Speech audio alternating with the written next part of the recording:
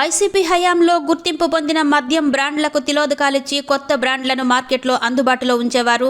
రాష్ట్ర ప్రభుత్వానికి నష్టం చేకూర్చే విధంగా జరిగిన వేల కోట్ల రూపాయల విలువైన మద్యం కుంభకోణంలో అంతిమ లబ్ధిదారు నాటి ముఖ్యమంత్రి జగన్మోహన్ రెడ్డేనని సిట్ దర్యాప్తులో తేలింది. మద్యం సరఫరా కంపెనీలు, డిస్టిలరీల నుంచి రాజ్ కసిరెడ్డి ప్రతి నెల 50 నుంచి 60 కోట్ల మేర ముడుపులు వసూలు చేసి ఆ సొమ్మంతా జగన్కు చేర్చేవారని సిట్ దర్యాప్తులో గుర్తించింది.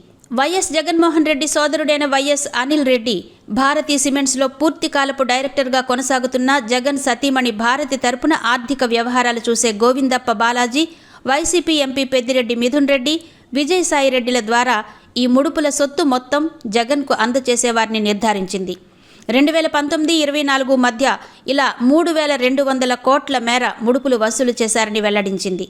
మద్యం కుంభకోణం కేసులో ప్రధాన నిందితుడు రాజ్ కసిరెడ్డి ప్రతినిధిగా ముడుపుల వసూళ్ల నెట్వర్క్ నిర్వహణలో కీలక పాత్ర పోషించిన బూనేటి చాణిక్య అలియాస్ ప్రకాష్ను సిట్ అధికారులు గురువారం ఉదయం అరెస్టు చేశారు. వైద్య పరీక్షలు నిర్వహించిన అనంతరం విజయవాడలోని ఏసీబీ ప్రత్యేక న్యాయస్థానంలో హాజరుపరచగా ఆయనకు న్యాయమూర్తి 14 రోజుల పాటు రిమాండ్ విధించిన సంగతి తెలిసిందే. సిట్ అధికారులు న్యాయస్థానానికి సమర్పించిన రిమాండ్ రిపోర్టులో ఇప్పటి వరకు దర్యాప్తులో గుర్తించిన వివరాలన్నింటినీ పొందుపరిచారు. దాని ప్రకారం అప్పటి ముఖ్యమంత్రి జగన్మోహన్ రెడ్డి ఎక్సైజ్ పాలసీని రూపొందించమని ప్రోత్సహించారని, దీని ద్వారా రాష్ట్రానికి ఎక్కువ ఆదాయం వస్తుందని, దీని ద్వారా ప్రభుత్వం ఒకవైపు సంక్షేమ చర్యలకు, మరోవైపు పార్టీ నిధులను పొందేందుకు వీలు కల్పిస్తుందని పేర్కొన్నారు. దీని ప్రకారం అప్పటి ప్రభుత్వం ఏపీఎస్బీసీఎల్కు ప్రభుత్వ రిటైల్ అవుట్లెట్లను స్థాపించడానికి అధికారం ఇచ్చి 2019-2020 సంవత్సరానికి ఎక్సైజ్ పాలసీని రూపొందించడానికి ఒక జీవో జారీ చేసింది.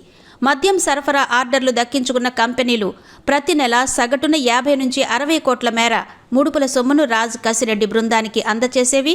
ఆయన ఆ మొత్తాన్ని ఎంపీ మిథున్ రెడ్డి, విజయసాయిరెడ్డి, గోవిందప్ప బాలాజీ, వైఎస్ అనిల్ రెడ్డికి చేర్చేవారు.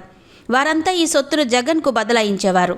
బంగారం వ్యాపారుల ద్వారా 100 కోట్ల రూపాయల ముడుపుల సొమ్ము, మద్యం సరఫరా కంపెనీలు, డిస్టిలరీలు ముడుపుల సొమ్ము చెల్లించేందుకు అనేక పద్ధతులు అనుసరించేవి.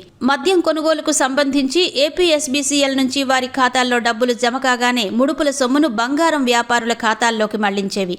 వారి నుంచి బంగారం కొన్నట్టుగా జీఎస్టీ ఇన్వాయిస్లు పొందేవి.